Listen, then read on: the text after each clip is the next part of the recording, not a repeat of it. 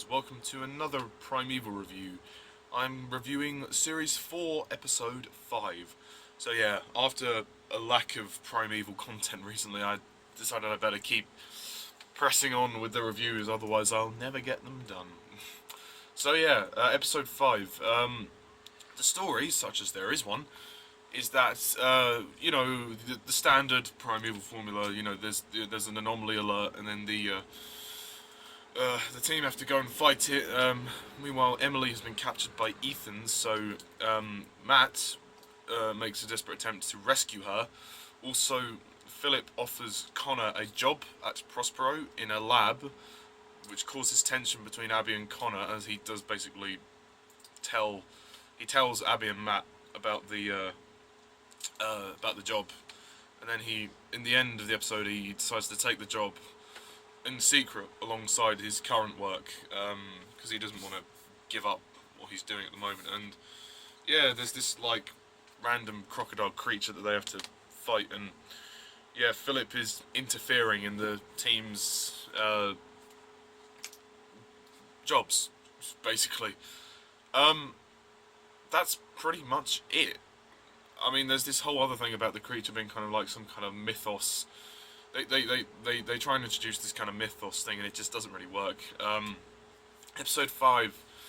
So continuing the standard run-of-the-mill quality of the episodes of Series 4, this is pretty much falls in the same rank. I mean, Episode 5 just, it's very meat and potatoes, in that it's very basic, very straightforward. Just, I mean, it has elements of fun to it, I don't deny that, but for me, literally, there is nothing here that stands out. I mean, I think it's nice that Abby and Connor get a bit more to do, and there's a bit more tension between them. I just find Abby's character in this series really depressing. I mean, she's good in episode 1 and 2, but after that, she's just really depressing. I don't know whether that's Hannah Spearritt not having a good time on set, or whether that's just the way the character's written, but whatever happened to the spunk that Abby used to have?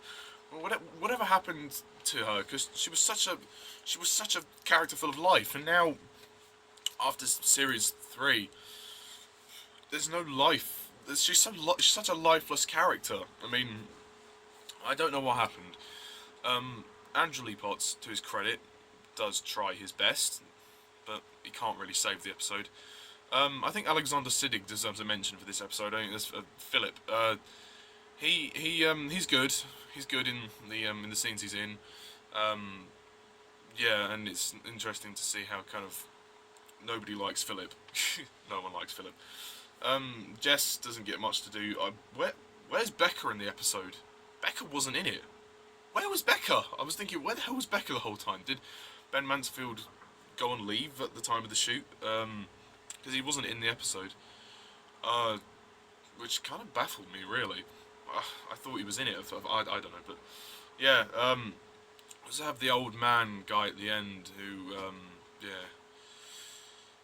which I still don't get why he's necessary to the series. Like, was actually Matt's father. You know, there's not much of a point keeping it under wraps anymore.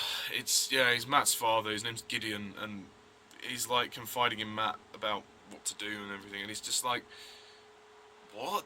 Like, where is this character? Why is this character in it? Why? What possible reason does this character have to contribute to the motivational drive of the plot? Nothing. Which is, I mean, I'll talk more about him in the next episode. But yeah, the creature looks really cool, though. I do like the creature in this episode, the kind of that crocodile kind of thing. And I think also from a kind of location standpoint, this episode is really good. I mean, the scenery and the shots are just beautiful. Like, some of the wide shots that we get of the cliffs are just gorgeous to look at. I mean, especially, it does looks pretty fit in high def.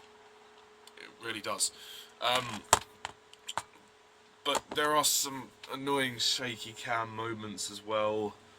It's like, what do you have to do to get the camera, mounted on a fucking tripod and just hold it steady? Not all this disorientating shaky cam. It's hard. I can't see every single frame if you keep shaking the camera around. For fuck's sake, just stop it. Well, on the plus side, it's not grainy. I mean, because I watched it on Blu-ray, so you know, there's none of the grainy shots, which I suppose is quite good.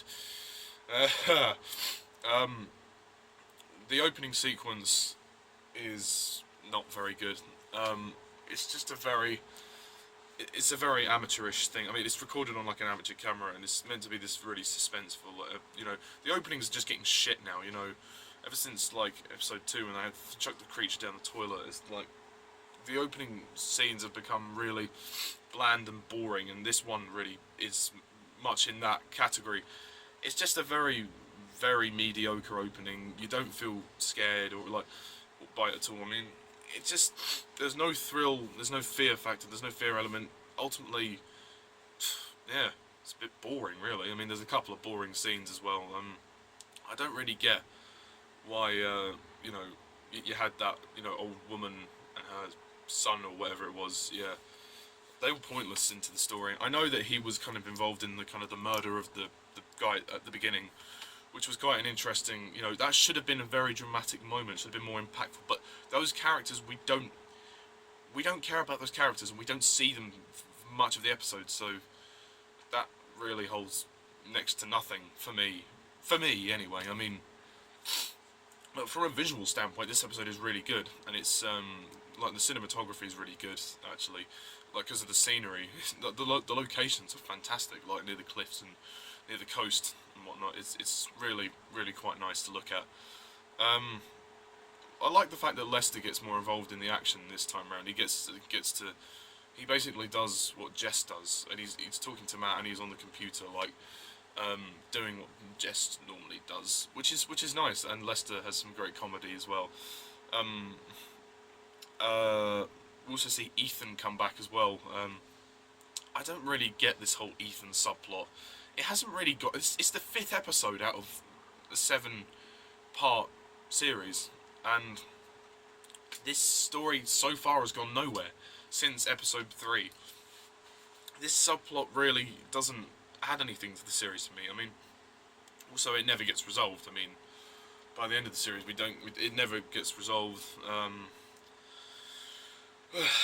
So yeah, I mean, for this episode, they have this whole Emily captured thing. What really frustrated me was how, you know, they focus there's just too much going on here. Like, there's not any focus on real sense of, you know, storytelling. There's little to no story in here at all. It's just a load of bits stitched together in editing, like cut together. I mean, you have like 3 different climaxes. You know, you have like the climax down in the cave with Connor and Abby and the creatures, and those 2 people, the woman and her son. Then you're cutting back to Matt trying to find Emily. Then you're cutting back to, you know, the Ark as well. You know, there's just like, it's just too much going on. It's like keeps going back and forth as well, and it's just like, oh god, just stop. Just focus on the main plot. Finding that creature and stopping him. Like, why is Emily even in this episode? Sorry, I've got something in my eye. Why is Emily even in this episode if all they're going to do is get her captured? It's just really lazy writing to me. The script is just not great. I mean, the action is good. I'll give it that. There's some nice action. I mean, especially, especially in that campsite scene when Abby's driving the camper van. That's really cool. There's some nice tension between Abby and Connor, but aside that, there's like no character development whatsoever. It just comes across as a really lame entry. I mean, it's not bad, but it's fun, I suppose. It's fun, you know. If you just want to, if you're kind of sloshed, and if you have like a lads' night in or something, you could stick this one on. And you don't have to pay much attention to it. If you're drunk, you could watch it and it'd be a great laugh. But yeah, not great. So I'm probably gonna give this one. A 6 out of 10.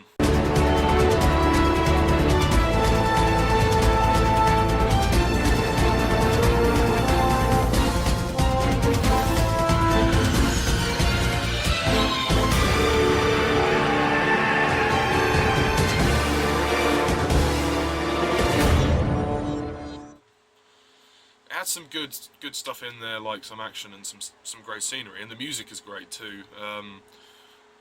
but some of the camera work is off, and there's not really much character development, but it is fun.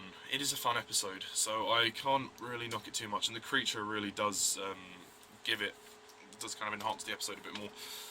So yeah, that's all I've got to say about episode 5. So what do you think? Do you agree? Do you disagree? Put your comments down below. Let me know. Tune in next time when I review episode 6. And until then, Primeval fans, I'm Mr. Tutters11. Thank you for watching, and see ya.